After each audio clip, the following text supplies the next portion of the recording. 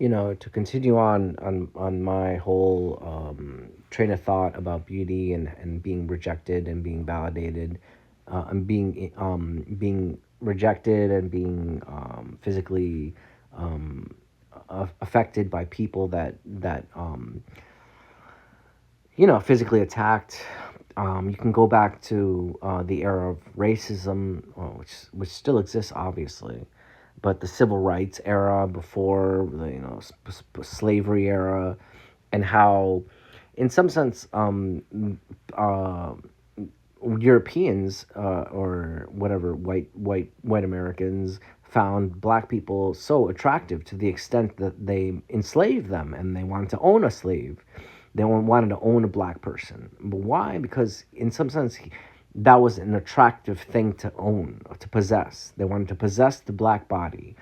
And like this is what my book is all about. And to some regard, it is about a possession of beauty. And like you talked about the possession of celebrity, to pursue a celebrity, to trail their footfall, to the extent that you're invading their privacy and invading where and when you can interact with them, despite it being it being kind of like uh, uh, not unlawful, but some extent it is unlawful. I hear stories of people going to celebrities and crossing the line and like taking pictures, and like in some sense it's understandable as a human to do these things, and I'm not arguing that it's not understandable that they do those things, but I'm just speaking as like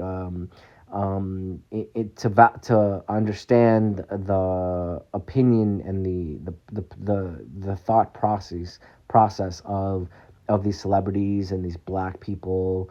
As me as a black person, I find I do go through that as well, being pursued for my blackness and for my knowledge of the blackness, to know who you are. And the more you do know that you're black as a Dominican man, I'm Dominican and Colombian, but to know that you're black and that you have black roots, it makes you more attractive because you're closer to understanding who you are. And if who you are is attractive, I'm not saying that white people aren't attractive, and I'm not saying that Jews aren't attractive, or Asian people, Chinese people, Thailand, uh, Taiwanese people aren't attractive, Australians aren't attractive inherently. But I'm just saying, in some sense, that the anomaly, the strangeness of the black culture, in some sense they're the illegitimate son or child of culture, but they created the culture. So it's kind of like you're sitting in a room all alone, and you're watching film, and you're saying like, or you're reading a book by yourself because you've been alienated from society, and then so you're um, forced into this cultural like phenomena where the only thing that you can interact with is your art. So you create more art to interact with these things, and just like God in some sense created art, so he wouldn't feel so alone because he wanted to share his beauty with other people. And that's the same thing with black culture, celebrity. Like, why does a celebrity create things? Why does Jennifer Lopez create music to not be so alone?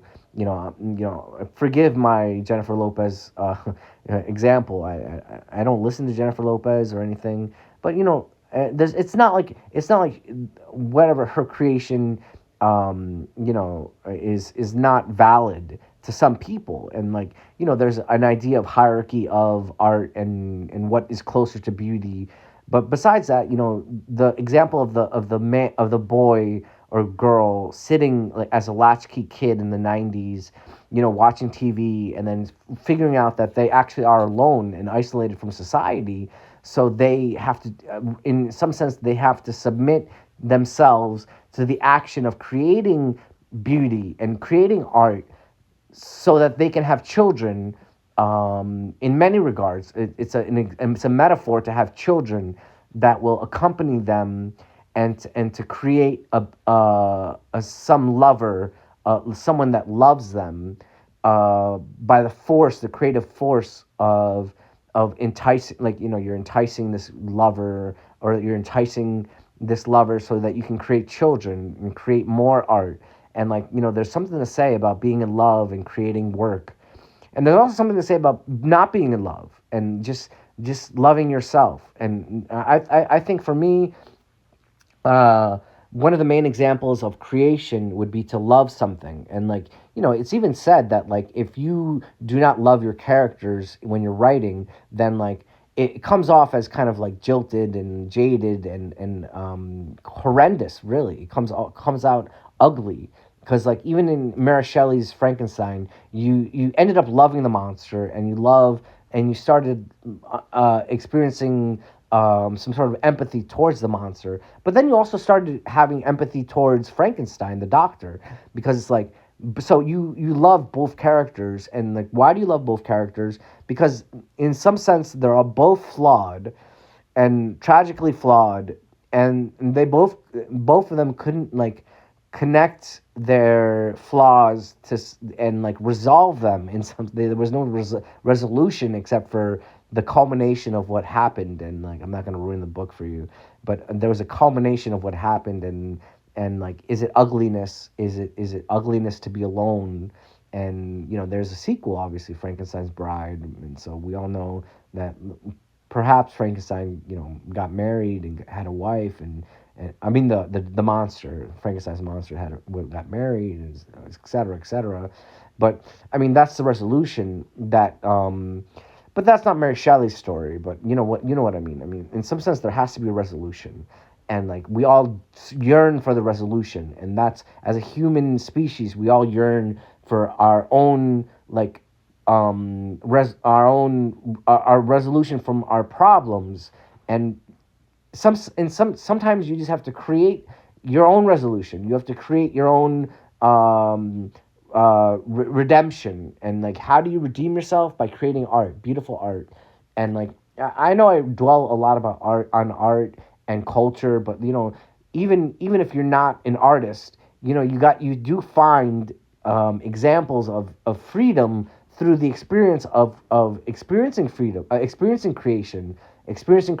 Maybe you're not the creator, but listening to music that you vibe with, or that you connect with, is a way to experience a freedom or redemption of your own thoughts and isolation and empathy, of a character that reminds you of yourself. And then that's in some sense the clause of being human, is that you find something to relate to, so that you can communicate less you can communicate through that character your own sentiments, your own emotions, your own articulations, your thoughts. And then that's what really makes it, like, poignant and, like, and powerful. Now, I mean, that's why every generation has a new artist or creator. I mean, in part because, they want to create, and they've been influenced by creators to create something new. And, like, that's a classic, like, chain of events that happens. You're born, you're raised on creation, on the creative force, on art. You're raised on art, and then you in turn want to create something that is artistic, and that is a piece of art. And then whether it is art to some people, or whether it is art to other people, is regardless of whether the true form of art, what is art. Even if you don't think even if other people don't believe it's art, I mean, in some sense, it's still art in the higher forms, in the form of beauty and perfection of that beauty, of the phallus.